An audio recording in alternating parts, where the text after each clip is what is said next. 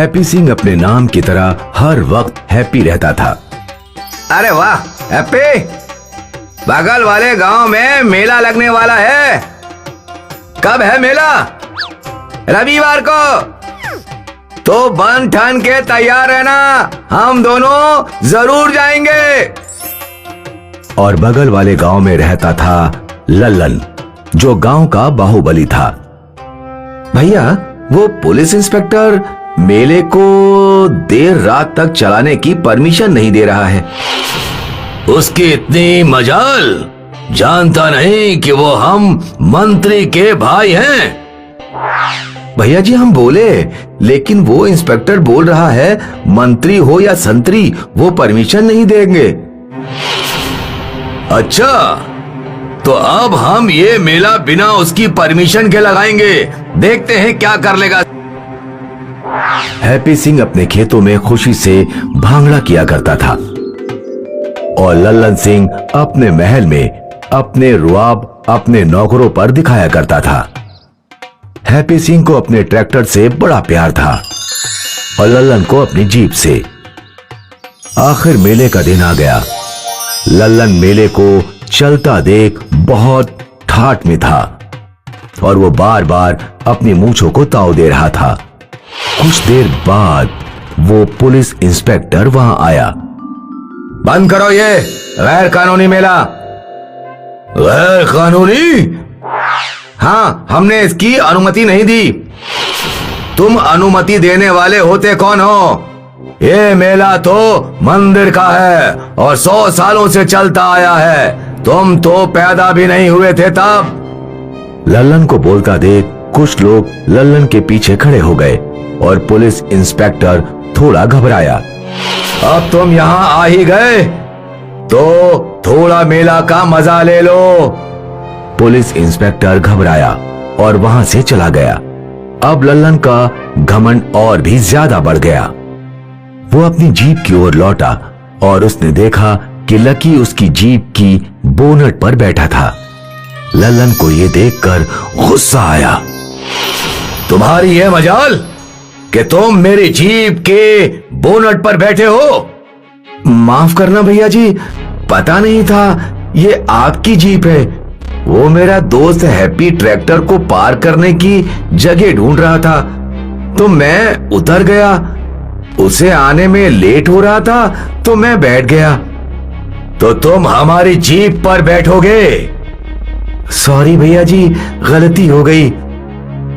लल्लन नहीं माना। उसे लकी को एक जोर का तमाचा लगाया और तभी हैप्पी वहां पहुंचा। अपने दोस्त को मार खाता देख वो भड़क गया। ओए खोते दा पुत्र, तेरी इतनी हिम्मत! लकी हैप्पी को समझा रहा था। अरे हैप्पी, ये कहां का बाहुबली है? बाहुबली होएगा अपने घर का। उसकी हिम्मत कैसे हुई तुझे हाथ लगाने की? हैप्पी लल्लन के पास गया। ऐसा कौन सा ज्यादा सोना है इस जीप में जो इसके लिए उसने तुझे थप्पड़ मार दिया? उसे क्या, मैं तो तुझे भी मारूंगा। ये मेरी जीप है, तू हाथ तो लगा के दिखा।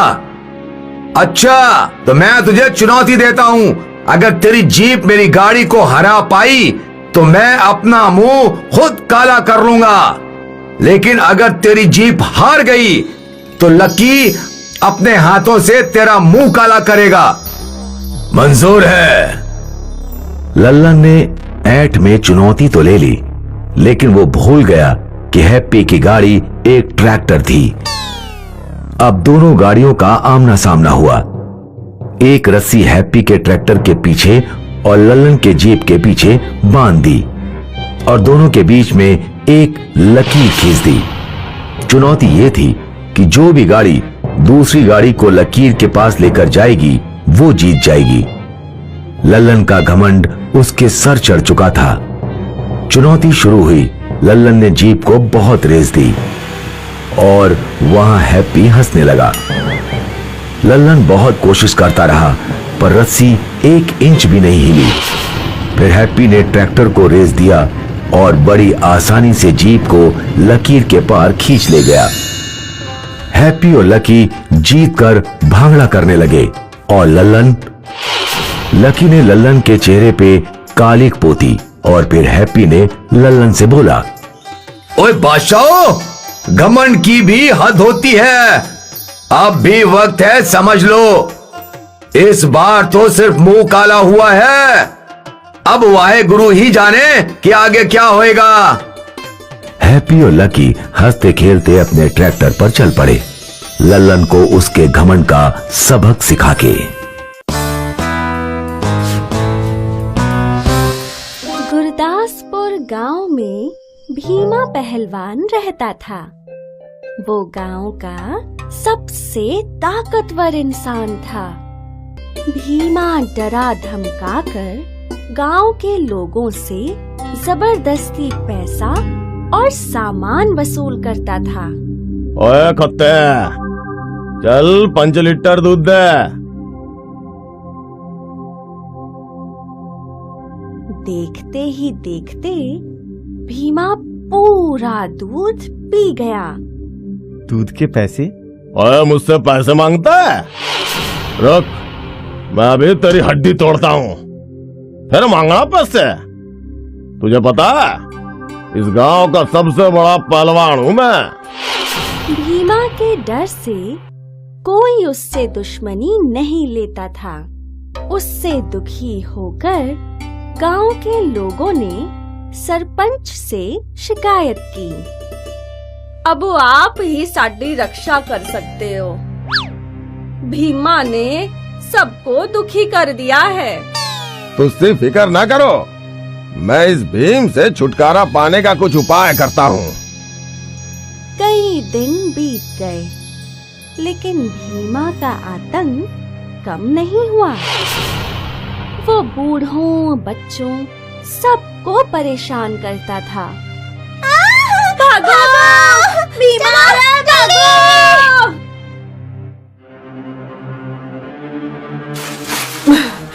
अरे मेरी मटकियां मत तोड़ो। अब तक सरपंच को कोई उपाय नहीं सूझा था। एक दिन जंगल से गुजरते वक्त सरपंच को एक सन्यासी मिला। सरपंच को उदास देख सन्यासी ने उससे उदासी का कारण पूछा। मेरे गांव गुरदासपुर में एक पहलवान है भीमा, जिसने अपनी गुंडागर्दी से लोगों का जीना हराम कर दिया है। अब उसे कैसे काबू करूं? सरपंच की परेशानी सुन सन्यासी ने उसे गांव की हवेली में बंद केसरी से मिलने को कहा। केसरी बहुत ताकतवर और निर्दयी था, इसलिए कुछ सालों पहले मैंने उसके शरीर की सारी शक्ति छीनकर उसके केश में डाल दी, लेकिन फिर उसे अपनी गलती का एहसास हो गया। हवेली के पहरेदार हर महीने उसके बाल काटकर उसे गंजा कर देते हैं। अब तुम समझ गए हो कि तुम्हें क्या करना है। याद रखना, जैसे जैसे केसरी के सिर के बाल लंबे होते जाएंगे, उसकी ताकत भी बढ़ती जाएगी। सन्यासी की बात सुनकर सरपंच केसरी को अपने गांव ले आया। केसरी दिखने में बहुत ही कमजोर और दुबला था। सरपंच ने गांव के सभी लोगों को बुलाकर एक घोषणा की। आज से 6 महीने बाद जो इंसान केसरी को कुश्ती में हरा देगा, मैं उसे 10 खेत इनाम में दूंगा और वही होगा इस गांव का सबसे बड़ा बलवान। भीमा ने सरपंच की शर्त मान ली।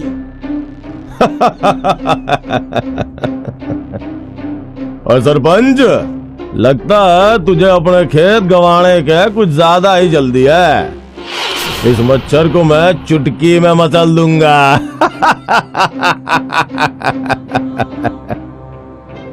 शर्त के अनुसार भीमा और केसरी दोनों के पास 6 महीने का वक्त था। भीमा शुद्ध घी पीकर अपनी सेहत मजबूत करने लगा और वहीं सरपंच ने तरह तरह के तेल लगाकर केसरी के सिर के बालों को बहुत लंबा कर दिया। 6 महीने बाद आखिर प्रतियोगिता का दिन आ गया। कुश्ती के मैदान में भारी भीड़ जमा हो गई। भीमा और केसरी लड़ने के लिए सामने आ गए, पर कुश्ती शुरू होने से पहले सरपंच ने एक शर्त रखी। भीमा, अगर तुम आज हार गए तो जिस तरह केसरी सालों तक हवेली में बंद था, अब उसकी जगह तुम सालों तक हवेली में बंद रहोगे। बोलो, मंजूर है? मुझे मंजूर है, क्योंकि मैं हारूंगा ही नहीं। ये 1.5 पसली मेरे सामने 2 मिनट भी ना टिक पावेगा, समझा? भीमा और केसरी के बीच कुश्ती शुरू हुई। केसरी भीमा को हराने लगा। केसरी को जीतता देख गांव के लोग खुशी से चिल्लाने लगे और अंत में भीमा ने अपनी हार मान ही ली। मैं हार गया, मुझे छोड़ दो वरना मैं मर जाऊंगा। केसरी, तुम ज्यादा ताकतवर हो। शर्त के अनुसार सरपंच ने उसे हवेली में बंद कर दिया। लोगों ने सरपंच की सूझबूझ और केसरी की मदद के लिए उनका धन्यवाद किया। पूरा गुरदासपुर मान गया। सबसे बड़ा बलवान केसरी। इस कहानी से हमें ये सीख मिलती है कि जो ताकतवर इंसान कमजोरों पर अत्याचार करता है, उसका अंत बुरा ही होता है। अपनी ताकत का हमेशा दूसरों की भलाई के लिए ही उपयोग करना चाहिए।